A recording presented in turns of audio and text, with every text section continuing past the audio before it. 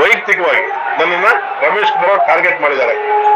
ನಾನು ಅವ್ರ ತಂದೆ ಸ್ಥಾನದಲ್ಲಿ ನೋಡಿದ್ದೆ 10 ವರ್ಷ. ನನಗೆ 10 ವರ್ಷನೇ ಪರಿಚಯ, 11 ವರ್ಷ.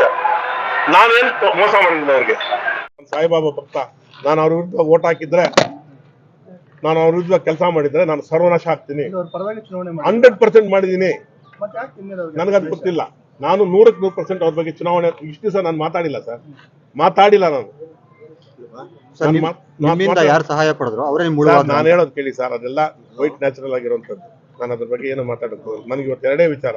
ಲೋಕಾಯುಕ್ತರು ನಮ್ಮ ಮನೆಗೆ ರೈಡ್ ಮಾಡ್ತಾರೆ, ನನಗೆ ಅದಕ್ಕೆ ಆಕ್ಷೇಪಣೆ ಇಲ್ಲ, ಮಾಡ್ಲಿ. ಅಂತ ಸಂದರ್ಭದಲ್ಲಿ ಗೌರವಾನ್ವಿತ ರಮೇಶ್ ಕುಮಾರ್ ಅತ್ಯಂತ ಈ ರಾಜ್ಯದ ಮೇಧಾವಿ ರಾಜಕಾರಣಿ ಒಬ್ಬ 10-12 ಸರಿ ಫೋನ್ ಮಾಡೋಂಥ ಅವಶ್ಯಕತೆ ಇದೆಯಾ? ನಮ್ಮ ಮನೆಯಲ್ಲೇ ಇದ್ದಾರೆ. RM ಗೋಲ್ಡನ್ ಸಿಟಿ ಚೆನ್ನಾಗಿ ಗೊತ್ತಿದೆ ಅವ್ರಿಗೆ, ಗೊತ್ತಿಲ್ಲದೆ ಏನಿಲ್ಲ. RM ಗೋಲ್ಡನ್ ಸಿಟಿ ಆ ಮನೆ ದಂಡ್ಯಾಗಿ ಬಂದಿದ್ದಾರೆ ಸರ್. ನಾನು 106 ಸರಿ ನಮ್ಮ ತಂದೆಗೆ ಎತ್ಕೊಂಡೋಗಿ ಊಟ ಎತ್ಕೊಂಡೋಗಿ ಕೊಟ್ಟಿದ್ದೀನಿ ಅವ್ರು. ಯಾರು ಹೇಳಿ?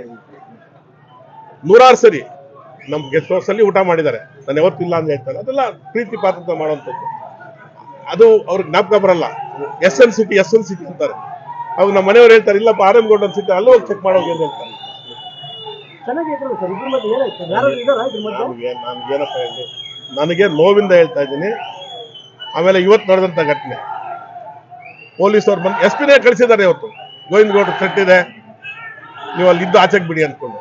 ಅರ್ಥ ಆಯ್ತಾ? ನನ್ನ ಜೀವಕ್ಕೆ ಏನಾದ್ರು ಹಾನಿ ಆದ್ರೆ, ನನ್ನ ಜೀವಕ್ಕೆ ಏನಾದ್ರು ತೊಂದರೆ ಆದ್ರೆ ಅದಕ್ಕೆ ರಮೇಶ್ ಕುಮಾರ್ ಅವರೇ ಹೊಣೆ ಹಾಕ್ತಾರೆ. ಯಾಕಂದ್ರೆ ಆ ಮನುಷ್ಯ ಯಾವ ಮಟ್ಟಕ್ಕೆ ಬೇಕಾದ್ರೆ ಇಳಿತಾರೆ,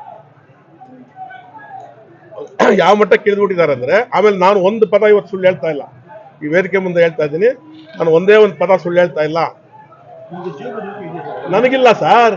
ನಾನು ಹೇಳ್ತಾ ಇರೋದು, ಇವತ್ತು ಪೊಲೀಸರು ಬಂದು ಪ್ರೊಟೆಕ್ಷನ್ ಕೊಟ್ಟಾಗ ಅಲ್ಲಿ ನಡೆದ ಘಟನೆಗೆ ನಾನು ಹೇಳ್ತಾ ಇರೋದು. ನನ್ನ ಜೀವ ಬದುಕಿದೆ ಇದೆ ನಾನು ಹೇಳ್ತಾ ಇಲ್ಲ. ನನ್ನ ಜೀವ ಬದುಕಿದೆ ಇದೆ, ನಾನೇನೋ ಆಗೋಗ್ಬಿಡ್ತೀನಿ ಅಂತ ಹೇಳ್ತಾ ಇಲ್ಲ ಸರ್. ನಾನು ಬೇರೆಯವ್ರ ಬಗ್ಗೆ ಯಾರ ಬಗ್ಗೆ ಮಾತಾಡ್ತಾ ಇಲ್ವಾ? ಸುರಾಕರ್ ರಾಜಕೀಯ ನಂಗೆ ಇರೋದಿದೆ. ನಾನು ಅವ್ರ ಬಗ್ಗೆ, ಯಾಕಂದ್ರೆ ನನ್ನ ಬಗ್ಗೆ ಅವ್ರೇನು ನಡ್ಕೊಂಡಿಲ್ಲ. ಕೊತ್ತೂರು ಮಂಜುನಾಥ್, ನಾನು ಅವ್ರ ಬಗ್ಗೆ ಮಾತಾಡ್ತಾ ಇಲ್ವಾ? ನಾನು ಹೇಳ್ತಾ ಇರೋದು ನನ್ನ ಬಗ್ಗೆ ಎಲ್ಲೆಲ್ಲಿ ಏನೇನು ಮಾತಾಡ್ತಾ ಇದ್ದಾರೆ ಅಂತ ನಂಗೆ ಚೆನ್ನಾಗಿ ಅರ್ಥ ಆಗ್ತದೆ. ರಾಜಕೀಯವಾಗಿ ಮಾತಾಡೋದು ಬೇರೆ ಸರ್. ಈಗ ನಾನು ಅದ್ರ ಬಗ್ಗೆ ಎಲ್ಲ ಮಾತಾಡಕ್ಕೆ ಹೋಗೋದಿಲ್ಲ, ನನಗೆ ಅದ್ರ ಅವಶ್ಯಕತೆ ಇಲ್ಲ. ಏನು ಸರ್, ಬ್ಯಾಂಕ್ ಆಗಿ ನಡ್ಕೊಂಡು ಹೋಗ್ತದೆ. ನಾನು ಅದ್ರ ಬಗ್ಗೆ ಏನು ಅದು ವೈಯಕ್ತಿಕವಾಗಿ ನನ್ನನ್ನು ರಮೇಶ್ ಕುಮಾರ್ ಅವರು ಟಾರ್ಗೆಟ್ ಮಾಡಿದ್ದಾರೆ. ನಾನು ಅವ್ರ ತಂದೆ ಸ್ಥಾನದಲ್ಲಿ ನೋಡಿದ್ದೆ 10 ವರ್ಷ. ನನಗೆ 10 ವರ್ಷನೇ ಅವ್ರ ಪರಿಚಯ, 11 ವರ್ಷ. ನಾನೇನು ಮೋಸ ಮಾಡಿದ್ದೀನಿ ಅವ್ರಿಗೆ? ಪೊಲೀಸರು ಇವತ್ತು ಬಂದು ನನಗೆ ರಕ್ಷಣೆ ಕೊಡ್ತಾರೆ ಅನ್ನೋ ಮಟ್ಟಕ್ಕೆ ಬಂದಾಗ ನನಗೇನಾದ್ರು ಅದಕ್ಕೆ ಅರ್ಥ ಏನು? ಅಲ್ಲಿ ಹೇಳ್ತಾರೆ, ಎಲ್ಲರ ಮುಂದೆ ಬಹಿರಂಗವಾಗಿ ಹೇಳ್ತಾರೆ ಇಷ್ಟೇ. ನಾನು ಚುನಾವಣೆ ಸೋಲು ಗೆಲುವು ಬಗ್ಗೆ ನಾನು ಮಾತಾಡೋದೇ ಇಲ್ಲ. ನನಗರ ಅವಶ್ಯಕತೆನೂ ಇಲ್ಲ. ಈಗ ಸೋತವನು ನನ್ನ ತಮ್ಮನೇ, ಸೋತಿದ್ದಾನ ಅವ್ನ ಸೋಲು ನನಗೂ ನೋವಿದೆ.